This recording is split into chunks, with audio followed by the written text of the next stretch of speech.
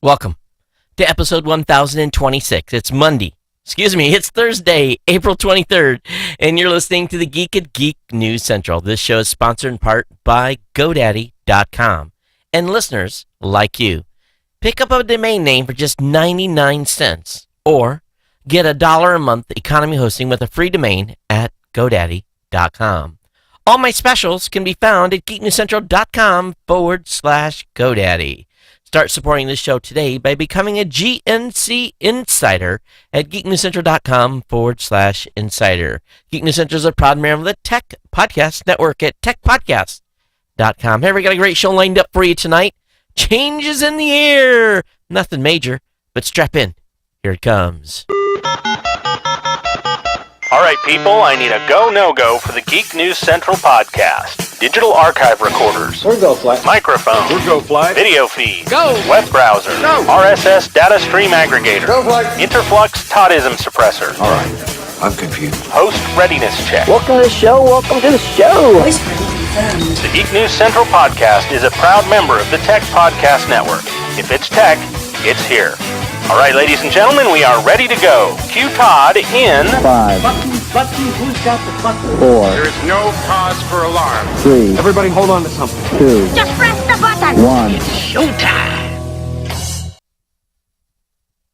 Aloha and welcome to Geek News Central. Of course, my name is Todd Cochran. I'm absolutely thrilled to be with you for this episode of Geek News Central. How's everybody doing? How's the Ohana? How's the longtime listeners and viewers of the show? How you guys all been? I hope you're doing fine. I'm doing great here in the studio in Honolulu. It's hot and muggy here, and we are actually today got to experience something in Honolulu, especially in my neck of the woods, that we don't see here very often in Hawaii, and that was the sighting of a twister. So we'll talk about that in a few minutes. But hey, if you're brand new to the show, I want to welcome you. And thanks for checking us out. We definitely want you to get subscribed to the show so that you never miss a single episode. All you got to do is come over to the website at geeknewscentral.com. There's a big, bold links on the right-hand column to subscribe to the show with your mobile device, whether it be on an iOS devices or on an Android. Get subscribed to the show. And, of course, we want you to get signed up for the newsletter as well. There's a link to the newsletter down below. Basically, I send out immediately following the show links to everything that I've talked about. Of course, a link to the media files that go up for this podcast. So get over to geeknewscentral.com and check out all the great content. We got a lot of great talent. They're doing cool things with us at part of our GNC family. We've got the new media show that's done by Rob Greenlee and I. Pro Gear Guru is a brand new website. Talks about pro gear. There's no associated podcast yet, but we've got Health Tech Weekly with Jamie Davis. We've got the Gadget Professor with Don Bain. We've got Todd Ani with the Elder Divide. And, of course, we got Langley and his team with Robot Underpants, which you can see on the website is just fresh up. They were talking tonight about Star Wars and the everything that's going along with that right now. Lots of chitter-chatter in interwebs about Star Wars. So exciting stuff here. But more importantly, I want to just again give a very, very warm welcome to all of the longtime viewers and listeners of the show. Thanks for being here. Thanks for being part of the Ohana. And, you're the core of this show that really motivate me every week to come in here and strap in my seat and put a microphone in front of my face. But I want you guys to feel free to contact me at any time. All of you that are listening right now, geeknews@gmail.com is the address you can do that by. Or you can follow me at geeknews on Twitter. So really there should be no problem keeping up with me and reaching out. I know several of you have in this between the last show and this one. And we'll talk about that or read those emails at the end of the show today. Of course, you can follow me on Google+, Facebook, really just about everywhere else. Of course, you can watch the Tech Podcast team and all the shows over there, techpodcast.com or on the Roku or on Google TV or it's just about every place there's a set-top box. You can watch the Tech Podcast Network.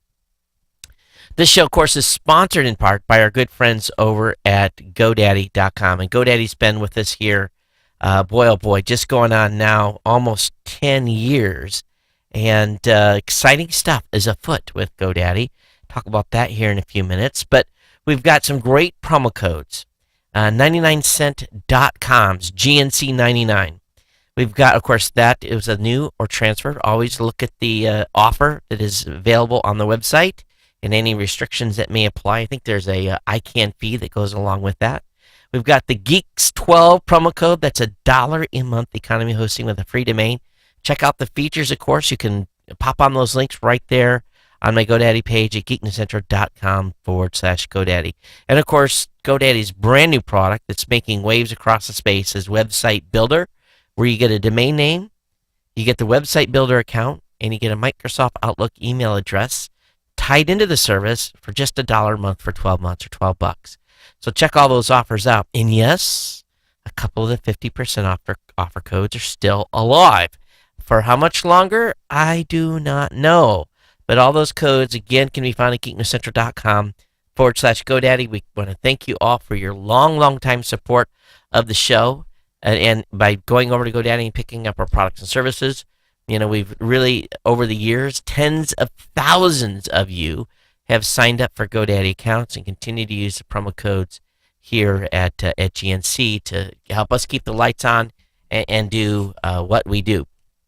And again, thanks for GoDaddy for being a longtime sponsor here at GNC.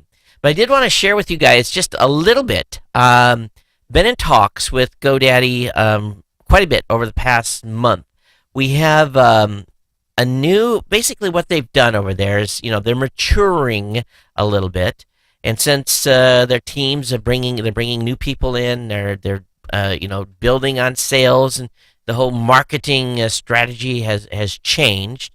The digital team that I currently work with is basically handing the podcaster accounts over to another team. And we're going to be transitioning, and it's going to really make some big changes, good, some different, starting in May. And what's going to be most noticeable on the Geek News Central website, especially at geeknewscentral.com/GoDaddy, is the promo codes. Now, what has happened is they are going to a new system, and they have what they call ISC codes right now. So when you click on a link on the website, especially like let's say the 50% off deal, it loads what's called, and I'm going to bring it up on the page here, it's load in the top of your browser what's called an ISC code, and it's basically the promo code 50 Website Builder 7. And so it basically ties into the codes that are on the website. But now, when you're on the website right now and you basically click on the 99-cent code that's on the website, and let me click on that, what's loaded at the top is something that really doesn't translate to necessarily to an ISC code anymore. It's a little bit different. So what's going to happen, and what's really happening at GoDaddy, is they are changing the promo code system. And sadly, my GNC, Geek, all the codes that I've had up to this point are going to change. And we're going to still have the same great deals, but what's going to be a major change to the promotion, and what I want you to make you guys aware of, from basically May 1st, from there on out, we're going to want you to come to geeknewscentral.com/GoDaddy and launch to the deals from that page. Because the codes are going to be like 12895 Alpha Bravo Charlie. You get it. They're not going to be a code per se that I can share with you in the show. And this is affecting every podcaster that is working with GoDaddy. And, believe me, I fought the good battle because I understand how really they're show-centric codes. So it's going to change, and it's not a big deal. But what I want to do is just make you guys aware. Now, what is going to happen is that we're going to bring back the discount codes. We're probably going to have some SSL certificate codes. We're probably going to have some additional offers. So there's really a shift going to this new team. We're having an additional meeting on Tuesday of next week trying to figure out exactly how the new compensation is going to work. So there's going to be some changes to the essentially, and this is really kind of incredible. If you guys, and I haven't really shared too deep with this in the past, but the deal that I've had in place with GoDaddy from a payment structure has really been almost in place from the beginning. It has been maybe 9 years, 6 months, maybe 9 years since we basically outlined a deal for compensation, and it's essentially at this point been the same deal for, that is incredible in itself. So I'm going to meet with the team next Tuesday. We're going to figure out exactly how it's going to work out. From my standpoint, I don't think there's going to be a lot of change. From your standpoint, there's just going to be a little bit of a different ingress method. And I want you to basically come to the website and basically go to GoDaddy from geeknewscentral.com/GoDaddy. And it's going to be important, too, that if you share my codes with family, friends, people that you know, that you don't necessarily give them a promo code name anymore, that you come to the website and give them the deal. So you'll notice, too, that we basically are down to about 6 or 7 deals at this point. We'll see where that leads in May. But right now, the deals are still on. They're still good. The codes are still good. So feel free to use them. But just wanted to let you know a little bit of a change here. And just like anything else, I'm always concerned with the way things are going to go. I'm not with the transition so far. I've been pleased. And the company's growing, we're growing, and that's what's important. And even what's going to be even better is I think that we're going to be able to start extending this into some of our other family of shows to be able to give them some opportunity to have their own codes on their own website like we did before, which is even more, it's going to be even more cool. So we'll keep you guys advised on all this, but I wanted to share that with you on what's going to happen here starting in May. Same great show, same great podcast, just a little change to how the sponsorship's configured. So we're good. All right, let's talk just a little bit about the tornado that was sighted. I live in Makakilo, which is about, 2,000 something above sea level. I don't even know the exact number. And then down in Kapolei, which is basically if I leave my house and drive down the hill and then go into the plains of Kapolei, Hawaii, there was today a funnel cloud sighted, which is pretty crazy because I don't think they've had a funnel cloud sighted here in Oahu in many, many years. Usually it's on one of the other islands.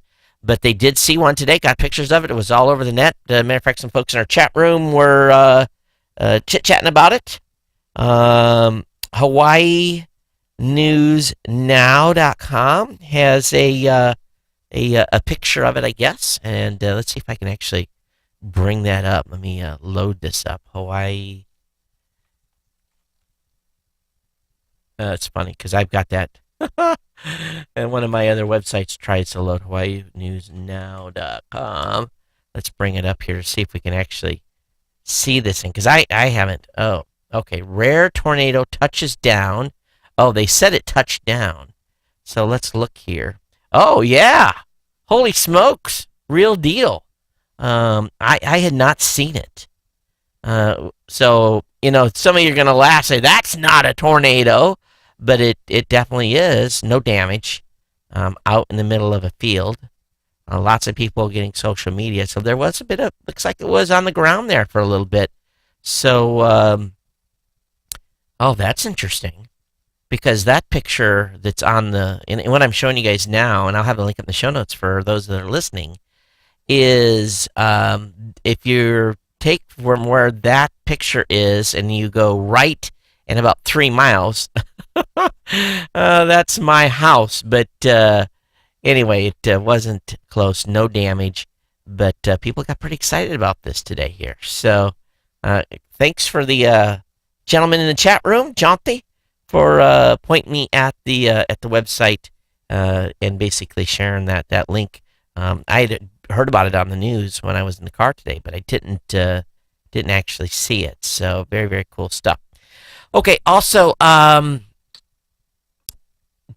back on track now, and we'll continue to motor forward with the podcast. We're going to have this Saturday. We're having a guest coming up. Rob sent me the link, and I basically, of our guest, I really had about 5 seconds to look at it, so I'll have something posted on who our guest is going to be up on Twitter, but definitely join us on the New Media Show Saturday if you so feel free to.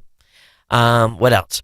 As I've continued to talk about, listener support is definitely appreciated as we move into this next season, as the podcast continues to grow.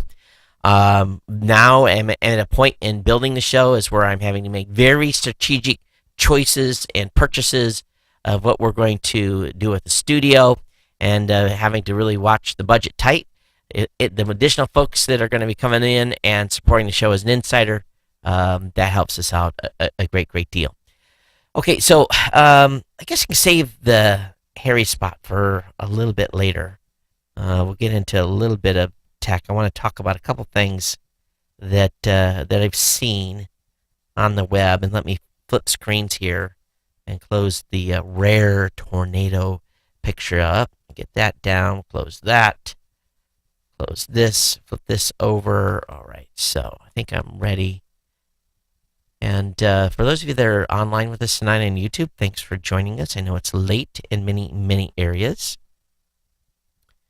And let me go over here. All right. Now, there are some, before we get into the Comcast thing, I just got to share this image that came from Hubble.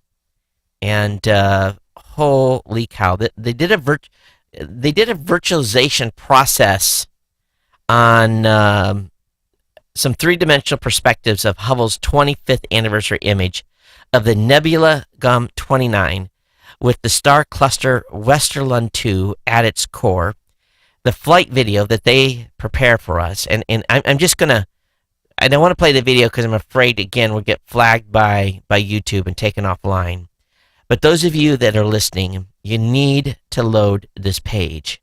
It'll be at the very top of the show notes tonight, and I want you to just remember that this video is the real deal. Now they put some color in and use the infrared, but this is absolutely stunning, and it just shows you how, frankly, insignificant we really are.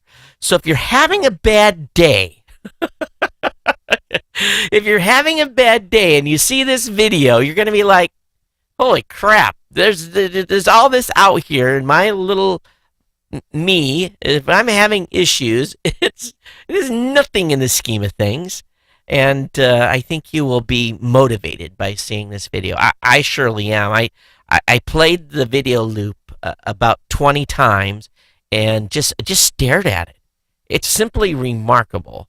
And it just, bravo to the NASA folks for putting this together. Hubble has brought us just wonders upon wonders. And if I was an astrophysicist, I would probably be, every day the science is out there has got to be incredible. But I'm not that smart. So I'm glad those guys are. But anyway, link will be up in the show notes. You guys can check it out for those of you that are listening at this point. And those of you who are watching, you already got to see it a little bit. Okay, Comcast. Oh, they have basically, they've tapped out. It is rumored they're going to tap out tomorrow. It's rumored that they are going to walk away, run as fast as they can from the monster merger with Time Warner Cable. Comcast, again, will announce as early as Friday its intent to scrap its plan for the mega acquisition, according to a well-placed source speaking to Bloomberg. The decision by Comcast, America's biggest cable giant, to end its pursuit of Time Warner Cable, the second largest, does not come as a shock to many of us at this point. Critics say it would create a broadcasting behemoth to drive up subscription cost while strong arming TV networks. So, this is surprising, because I honestly thought that they would get the job done. I did not think that they would actually fall to walking away from this. Now the question is, how much does Time Warner get as a windfall, cash windfall? I'm sure it is going to be $5, $6, $7, $8 billion. because of the acquisition failure. This is what kind of happens when public companies go after another company and then fail to acquire them. But the folks over at TechDirt, holy cow, they said, bald-faced lies and atrocious customer service kills Comcast merger ambitions dead, and also blistering hubris. So basically, too much talk, too much, strong-arming, too much manipulation, too much money being spent. And when you have something like this happen, and you guys remember, when I first heard about this, I was kind of like, good. I really never kind of figured out where this would fall out. So I'm on Time Warner Cable. So I'm not going to Comcast. I just want more speed. So now Time Warner Cable is going to have to innovate, or they're going to have to go shop themselves around for someone else to buy them. But this is big news. This is big tech news. So if the rumors are correct, tomorrow the deal will be off, and from that point forward, it's a whole new ball game. And Comcast is not going to have to give up those customers to those other players. They're back at square one. And a lot of people that were paid to make this acquisition happen will not get their bonuses because they failed. And it is definitely going to be an interesting time to see what happens after this and what both these companies do to try to improve their, I guess, for a better word, validity to the rest of the space. All right, let's switch up here a little bit. Congress has just introduced legislation to fast-track the Trans-Pacific Partnership, or TPP. We all know it's been a very secretive deal, negotiated behind closed doors by government bureaucrats and corporate lobbyists. It contains, we think, dangerous provisions like SOPA that threaten internet freedom everywhere. Internet users deserve a say in any decision that could affect us all. So, there's a new website. It's basically called battleforthenet.com/internet vote. Again, battleforthenet.com/internet vote. And you can basically enter your phone number, and they'll connect you with your congressman. And you can leave your comments on TPP. Now, there's more information here about this. And I think we all need to look at this to see, and today was a political action day, to basically try to shut this down and try to get people to react. But definitely want you guys to go through, read this. If you feel this is something that you should speak out on, this site will give you all the information you need to kind of make a little bit of a decision. You can do some internet searching yourself. But there's some video, and if you want to get your site involved, there's some ways to do that as well. But today was a big day for this action plan, but you can continue to support TPP. I didn't hear about it, honestly, until about midday that this was going on. So I wasn't able to really put anything on the website myself either. But TPP is being pushed forward, and I have a link up in the show notes for you to check that out. This next article is one that is, in my opinion, a little bit a lot sensitive, and I'm sure many people are going to freak out about this. But there's an article today out on Uber Gizmo talking about Chinese scientists have developed the first genetically edited human embryo. The science of giving birth to babies created through a genetically modified embryo is not a common undertaking. In fact, scientists have avoided experimenting under the field due to the slew of disagreements involving it being unethical in nature. Surprisingly, for the first time ever, a group of researchers have accomplished moderate scientific success in modifying the genes. I say moderate. In a study published by Protein and Cell, a group of scientists at Sun Yat-sen University in Zhengzhou, China, have developed the first ever genetically edited human embryo. So what they tried to do, they were trying to modify a gene called HBB, which converts a protein whose alterations can sometimes lead to a deadly blood disorder. To cure it, the researchers employed what's called the CRISPR technique, and don't even ask me to explain what that is, to modify the gene's molecular complex. However, the procedure couldn't attain all-round success.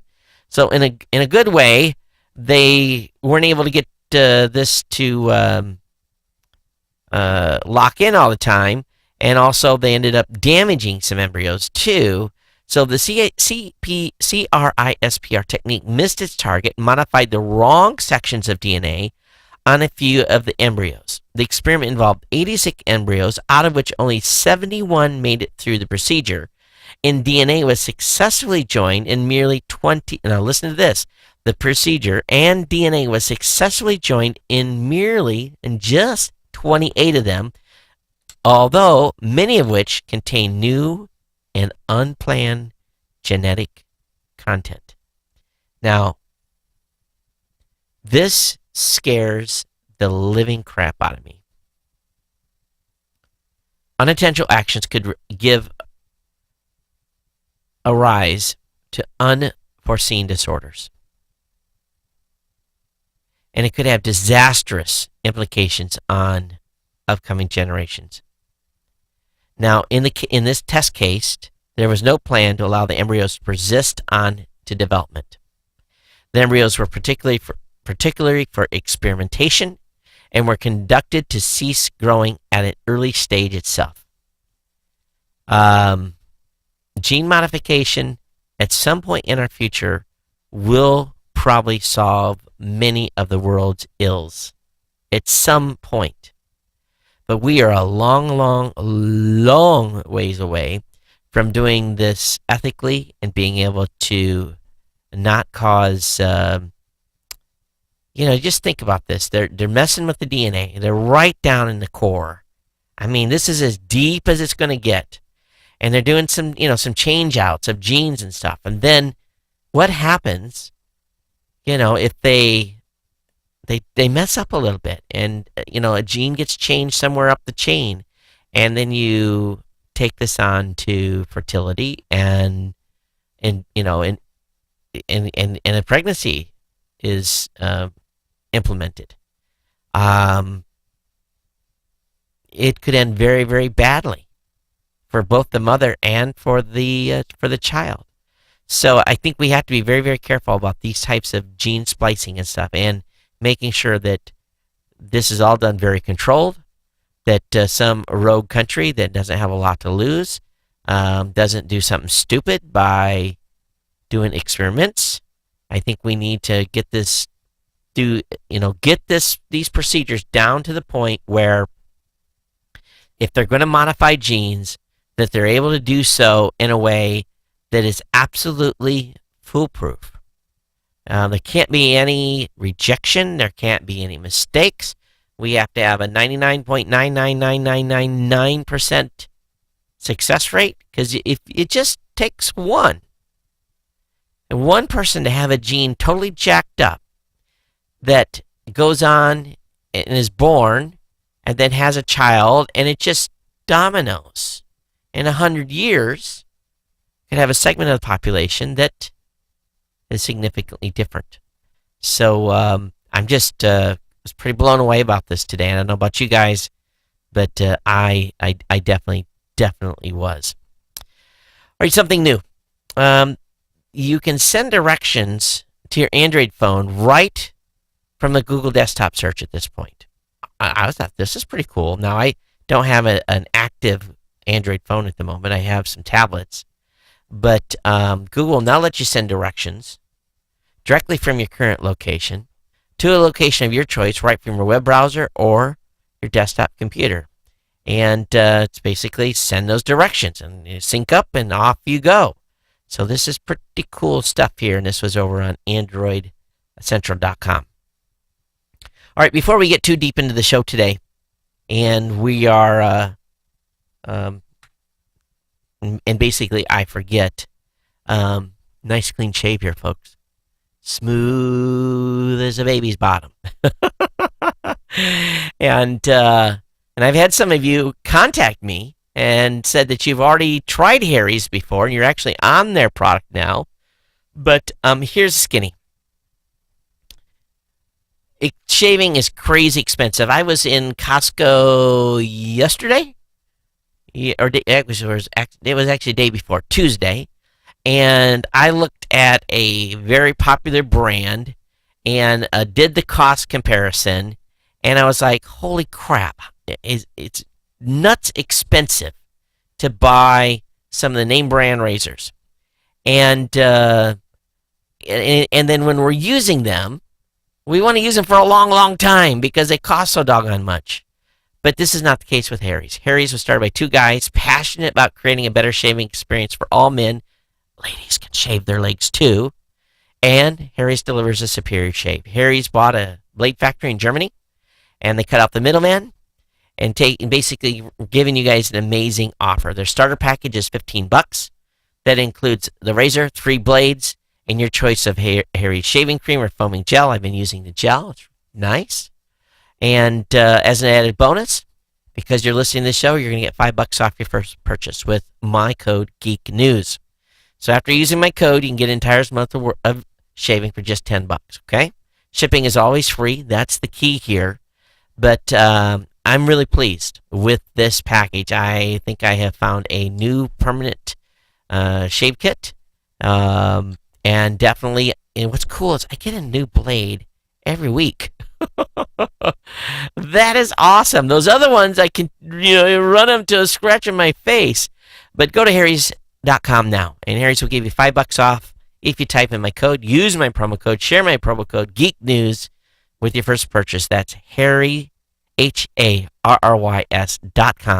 and enter the code Geek News at checkout for that $5 off starter set and start shaving smarter today. And of course, I should go on to say is this is what the website looks like. And all you got to do is click Shop Harry's, and it takes you right into their system, and you basically say what you want here. So the Truman set is their $5 starting. You can click the foaming gel or the either one, and you add that to cart. Go check out, and boom, you're good to go. And of course, you can add the code when you're ready to check out. Okay, and this is the way to save a lot of money. And I think you're going to love this product. I really think you will. So anyway, check them out, HARRYS.com. Okay, bada bing, let's get back into the tech. Close that.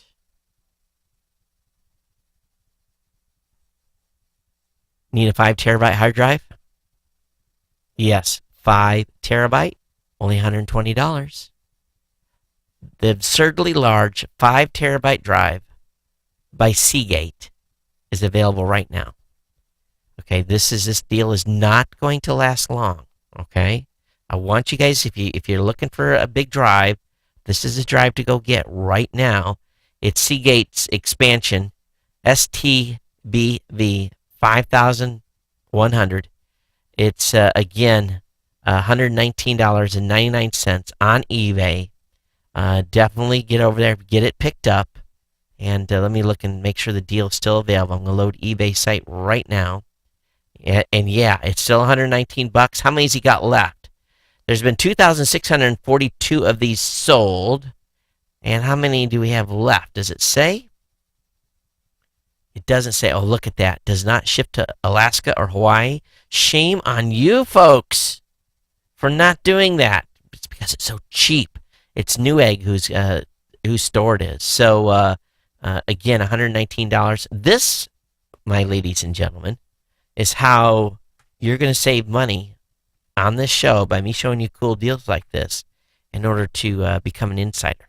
You're not going to pick that up for $119 in the next couple of days. That deal's going to be gone. So if you're looking for a 5 terabyte drive, get on it.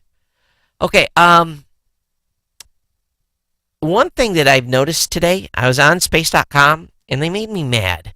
Let me see if I can get it to load on on the other page. We'll see if we get this pop-up to come. I'm on space.com, and they're asking me a little pop-up. It doesn't show it here. So what this was an article about Elon Musk saying that they had a valve glitch, which caused their recent rocket launch that sent supplies to the International Space Station, and on the re-entry on April 14th caused a crash. But what I was going to say on space.com, up here right where the browser is on my other window, it says space.com wants to know your location.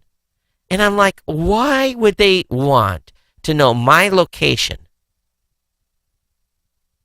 And basically, is space.com so pretentious that they think I think that they need to know exactly where I live? And it's not happening. No way, Jose. So shame on space.com for even asking that. But let's talk about this landing. It's pretty spectacular. Boom. I don't know what damage was done to the barge, but again, SpaceX rockets blew up when it tipped over, and they almost had it.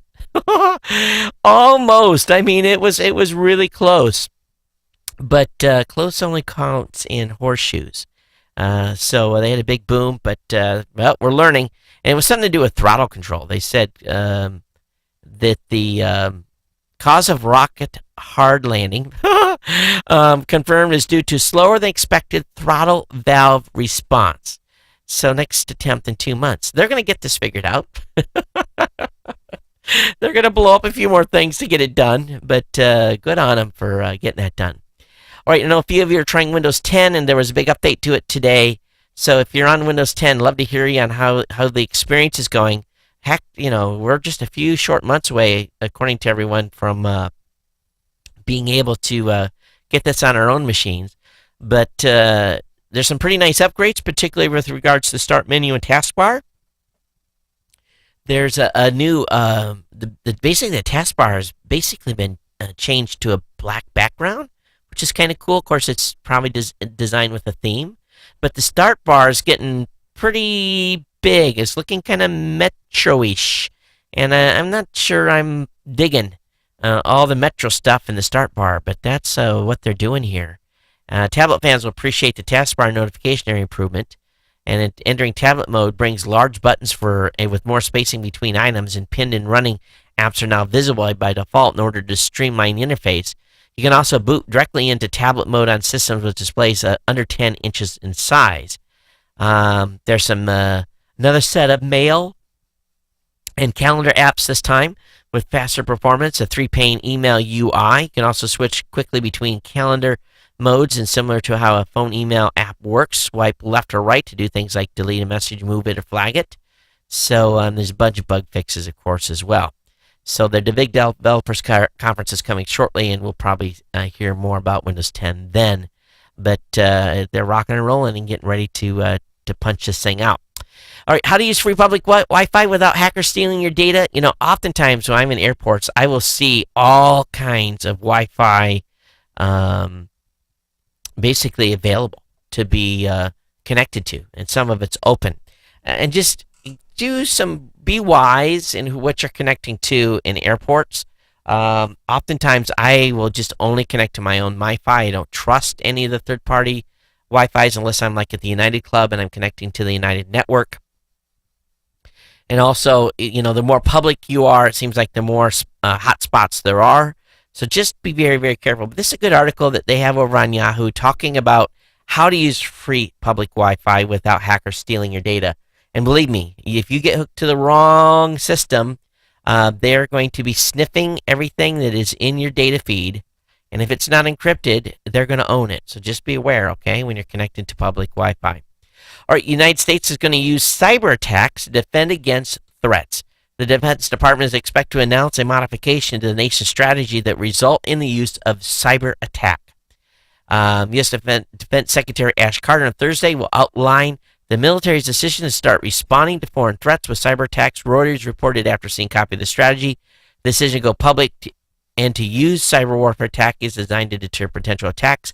According to the document, the purpose not to use cyber warfare as a first salvo in any battle with another country, the document says, according to Reuters.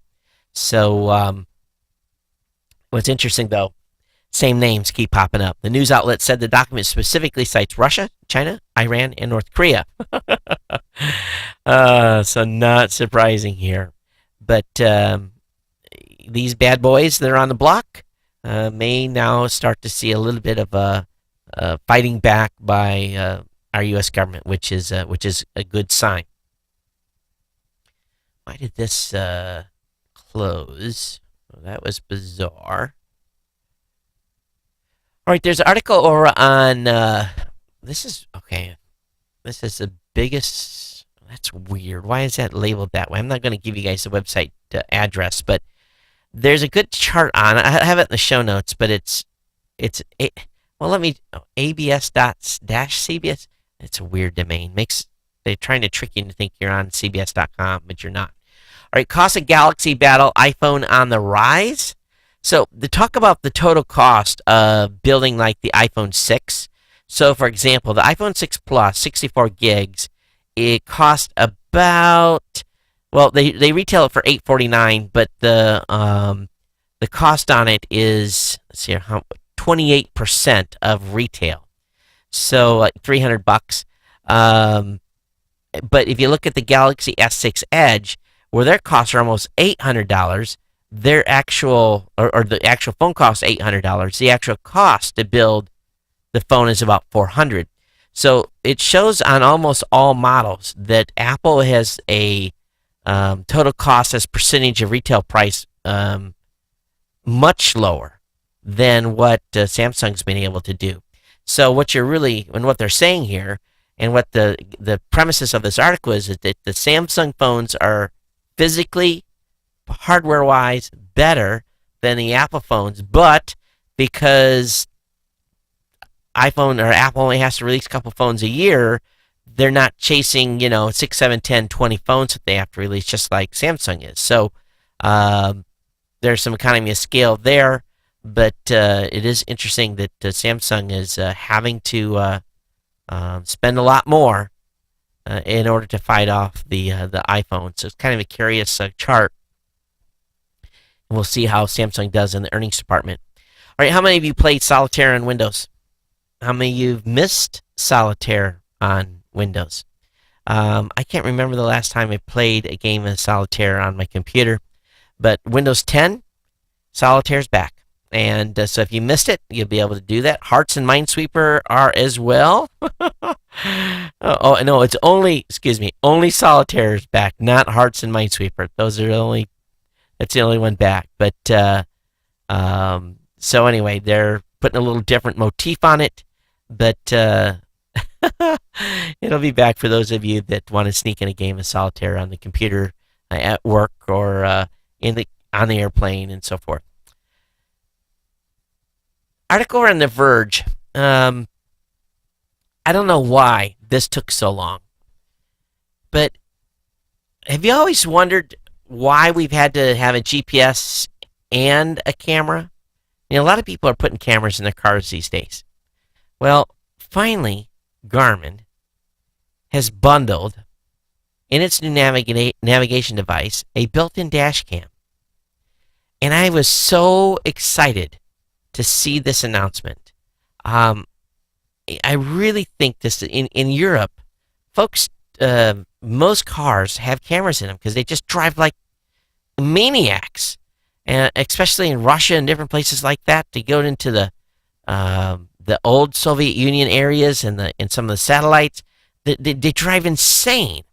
But Garmin, of course, is known for its in-car navigation system, but its latest GPS system is basically got a Nuvi Cam LMTHD built-in, which allows you to overlay directions right over the feed, so you can keep an eye on the road at all times.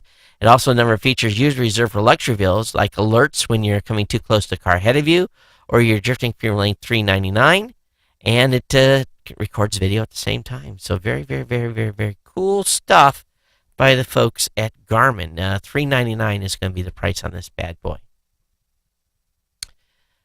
Dun-dun. Okay, a recently disclosed flaw in iOS 8 is dubbed the No iOS Zone. It allows an attacker to create a Wi-Fi hotspot that will cause iOS devices to become unstable, crash, and reboot, even when in offline mode. So apparently Apple is working on a fix, but for now, the only workaround is simply not be in range of such a malicious network. So I wonder if you can turn your Wi-Fi off, if that fixes it. You would think it would, but they say even in airplane mode, they can cause the iPhone to crash. That's pretty crazy. It really, really is. Hey, the FTC is turning to really turn the screws on retailers that are secretly tracking customers without letting them know.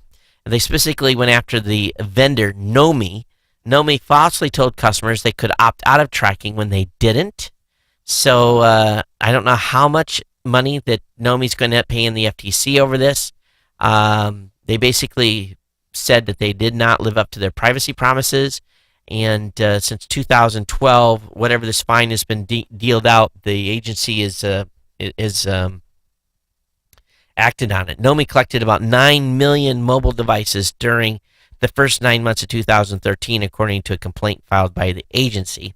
Don't know what stores Nomi was being used in, but I'll let you guys do a little bit of research on your own and figure out which retailers were tracking you without telling you.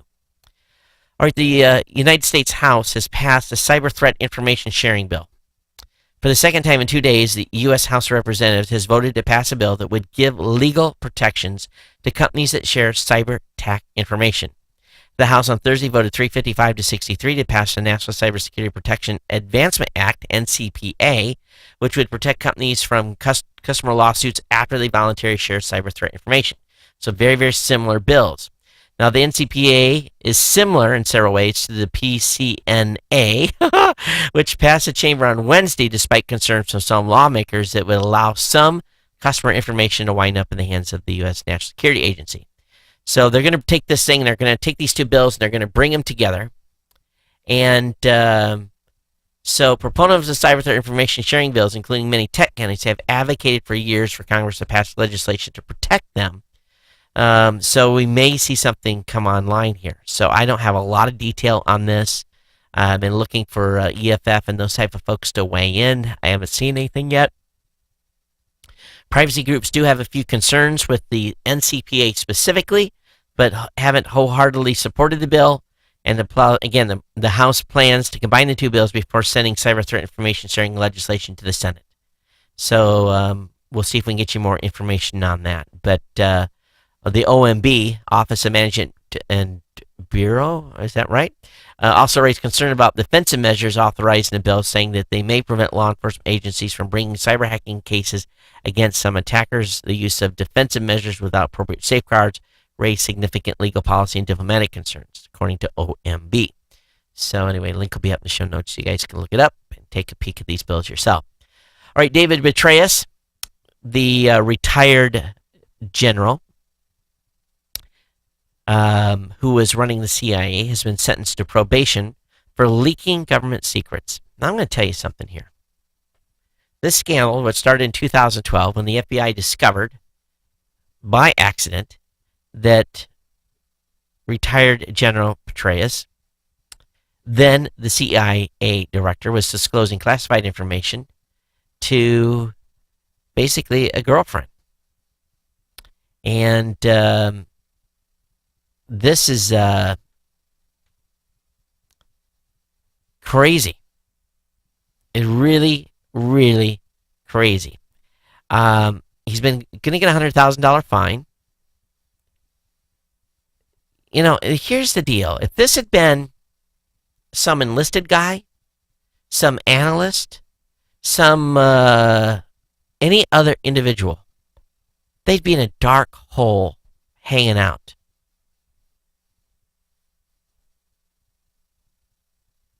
You know, this, they asked, he could have got a year in prison, I guess, for this.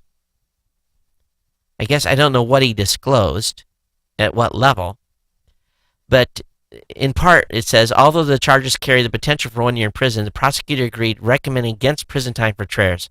Reportedly, a controversial decision within the Justice Department, and a judge concurred, although the judge also increased the fine to $60,000, more than what the prosecutor asked for. Petraeus avoided additional charges for lying to the FBI during its investigation. And I don't know if he's now if he's losing his retirement or how this is going to work. But he did plead guilty to one charge of sharing classified information. It was probably much deeper than that. But this is not something that is anyone else. Just because this guy was in the position he had was, in my opinion, protected. Anyone else would be in a dark hole and they'd be doing their time. All right, Microsoft Quarter 3 2015 earnings report. The company's made a $4.98 billion in net income, $21.7 billion in revenue. Revenue has increased 6% from the same quarter last year, but net income has dropped 12%. Microsoft does note that its financial results include $190 million of integration and restructuring expenses from the Nokia phone business deal. Despite the profit drop, Surface and Lumia are both stronger for Microsoft alongside impressive cloud growth.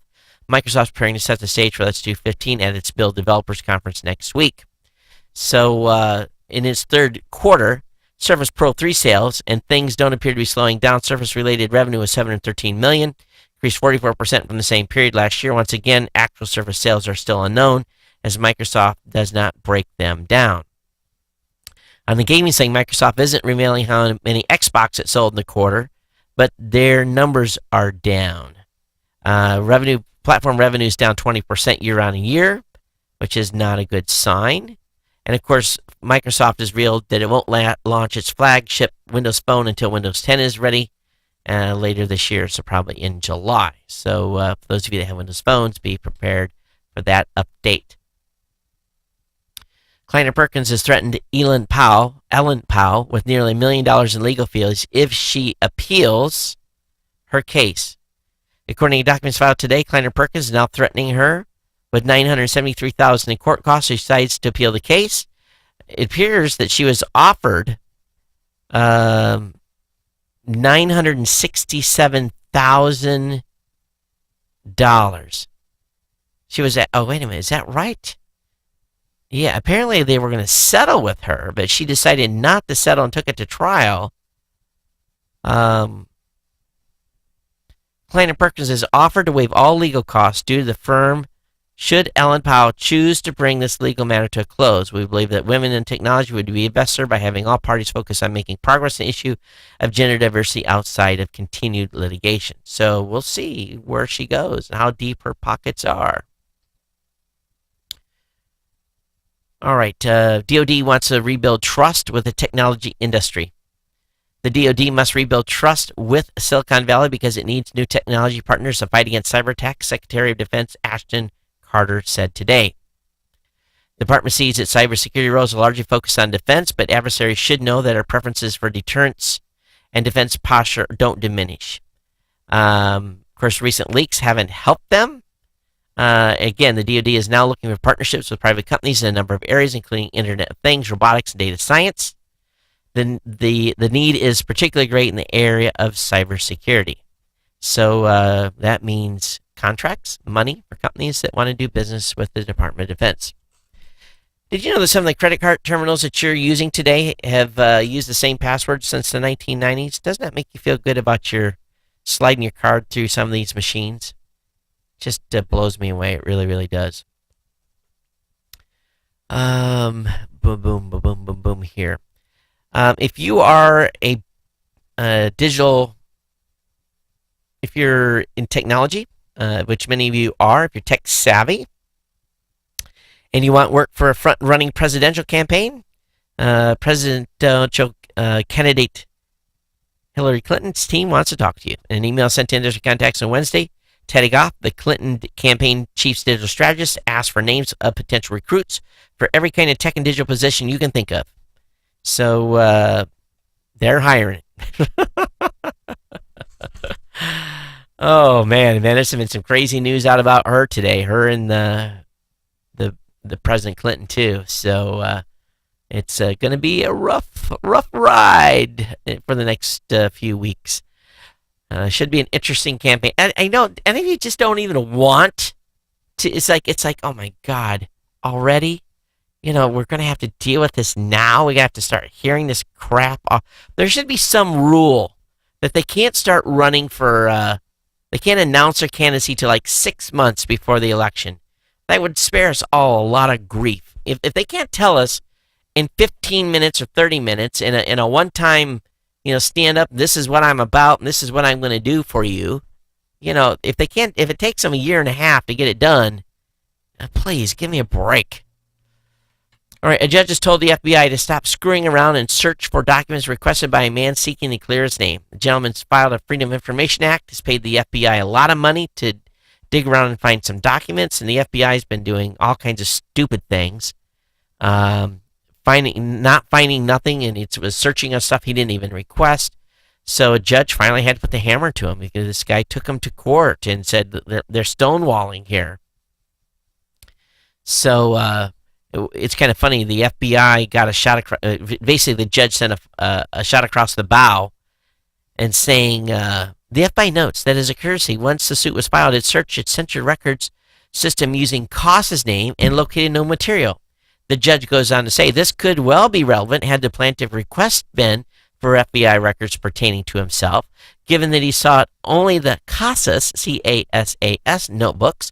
It is unsurprising that these documents were not uncovered in such a search. While the efforts by the Bureau deserve commendation, they're no substitute for a targeted search for the actual notebooks. So this guy wants some notebooks. It's basically, he was accused of being a druggie, and I think did some time, and he thought he was falsely accused. Hey, Microsoft Outlook has reached 100 million downloads on iOS and Android. That's pretty incredible. It really, really is. But the nature of the apps, maybe it shouldn't be surprising. Hey, those of you that are investors out there, congratulations. It's been a long time coming. 15 years, 1 month, and 13 days to be exact. On Thursday, the NASDAQ Composite Index finished at the new closing high, 5,056, topping the previous mark set on March 10th, 2000. You guys know what happened there, right? That's when things fell off the cliff for the dot-coms at 5,048.62. So this is finally, it's back to where it was. Wow, 15 years. That tells you how bad it was, how bad things really are. All right.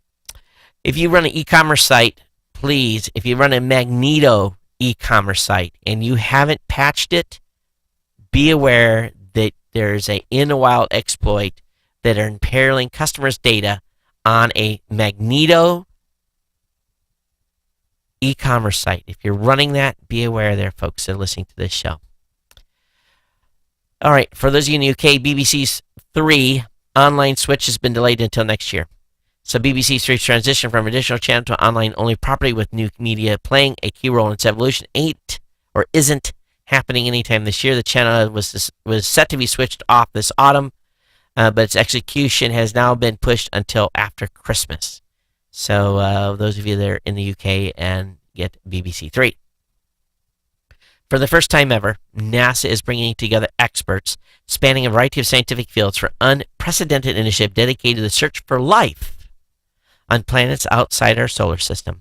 The Nexus for Exoplanet System Science, or NEXUS, hopes to better understand the various components of an exoplanet as well as how the planet stars and neighbor planets interact to support life.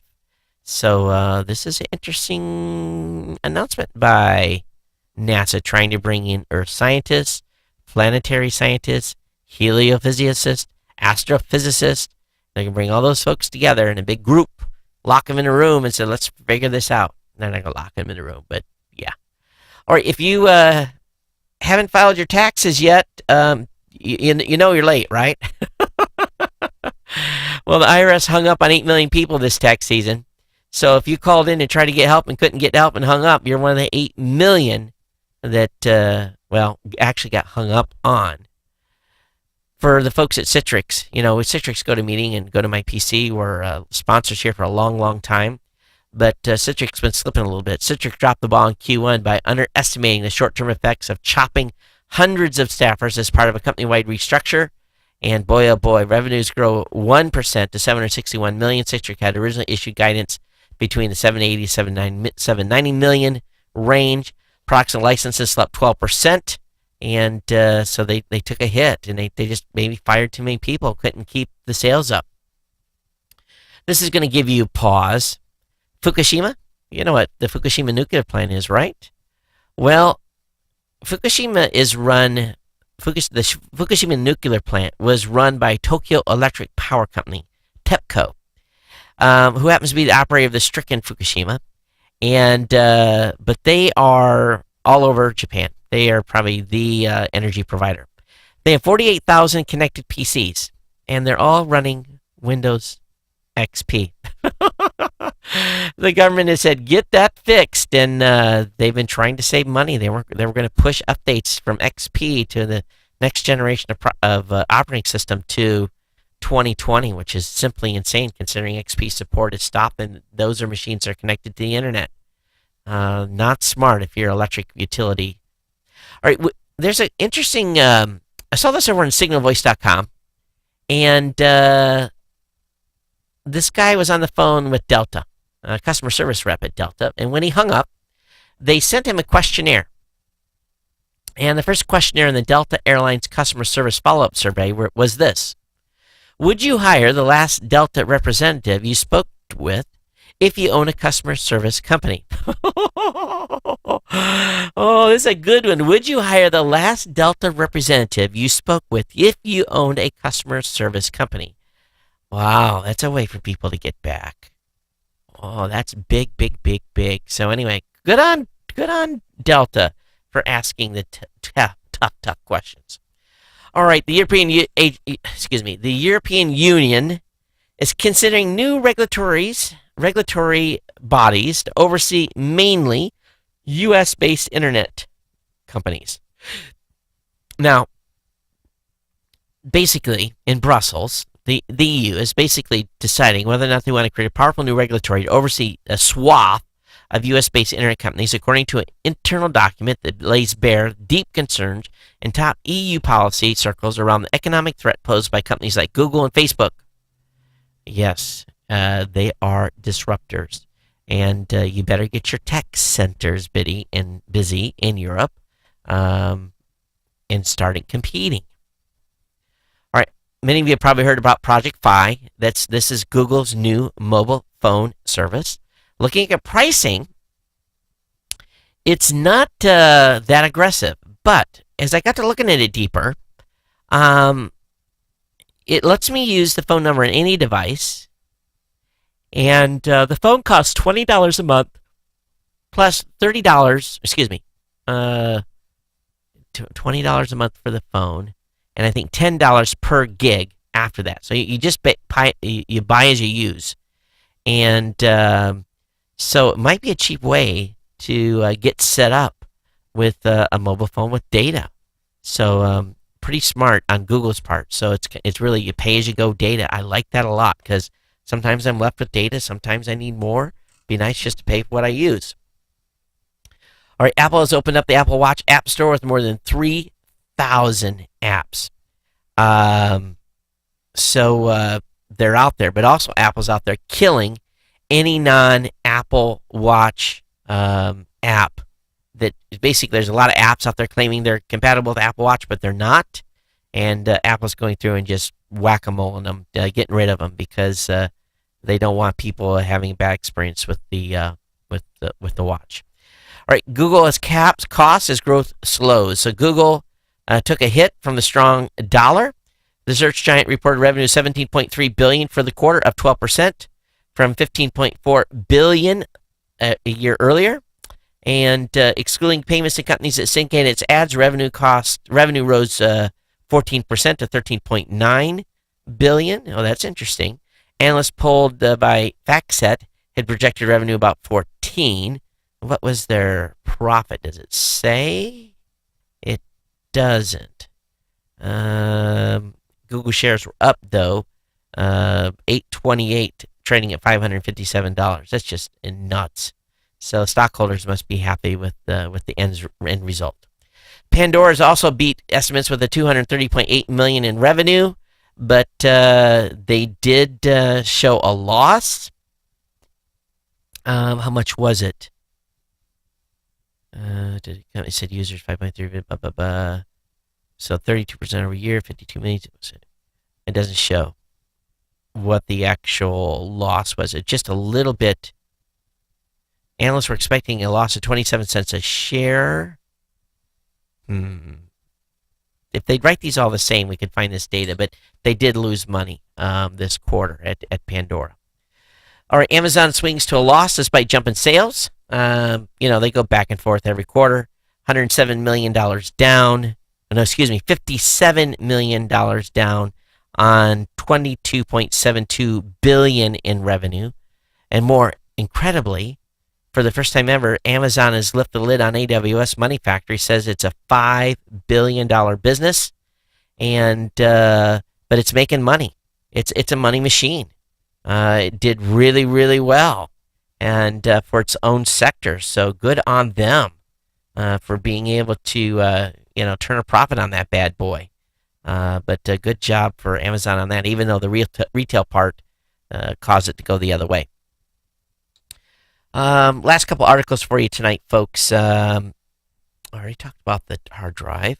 Oh, that's it. That was the last one. All right, cool. So let me go ahead and get into the emails. How are we doing on time? We're just about right. So I got an email from Christian. He says, "Hey, Todd. I've been meaning to write for a while. Here are a few of the items that I want to mention. Did you see this video from the New York Times about Hawaii and solar? No, but I'll be watching it."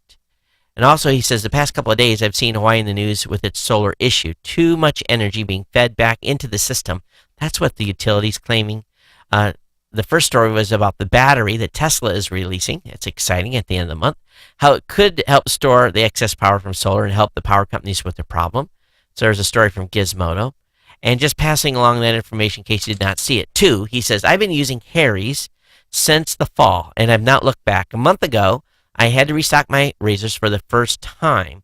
With how many I got for the price, I should be stocked for the rest of the year. It's a great shave, and the price is great. I used to be a Gillette sensor / mock razor user, but dropped to disposables to save some money. With Harry's, I get the closest shave I had since the Gillette razors. I highly recommend them to the listeners. So again, the Harry's is not a throwaway. You change out the blade, folks. You take that part just like you do with the other ones. So, and you see, the last item is a delayed thank you. Oh, yep, very, very cool. Yes, and we got some other stuff to get out from that 1,000th episode still. We actually went and seen the lady today. Where's my engravings? And she gave me that deer in the headlights look. So they're looking for them. It's peeing me off, to be honest with you. Okay, what else? What's the date today? Today is the 23rd. And it came on the 21st. I guess I didn't read this one already. Ignore warning with this message. Todd, I thought you made interest in online article picture galleries. Share via social media. Please let me know if you like this. Oh, this is a, forget it. This is someone that is a PR person. My apologies. This was not actually from a listener. Okay, so let's wrap this up. Hey, I hope you got value out of today's show. And become an insider. GeekNewsCentral.com/insider. 2, 5, 10, 15, 20, or $25 a month. I hope I'm worth 6.7 cents a day to you. $5 is the hot spot for most of our listeners coming in and contributing to the show each month. 1,000 people at $5. 100 at 250. We could do some incredible things. So think about becoming an insider today. I do appreciate everyone that is. We'll be recognizing them in a future show, but definitely appreciate all you being with me today. A little punchy, so I'm going to get out of here. geeknews@gmail.com is the email address. Follow me on Twitter at Geek News. It's been my pleasure bringing the show tonight. Those of you that have been hanging out with me on YouTube, thanks for doing so. And from Tornado Land, Hawaii. Well, everyone, see you next time. Take care. Aloha.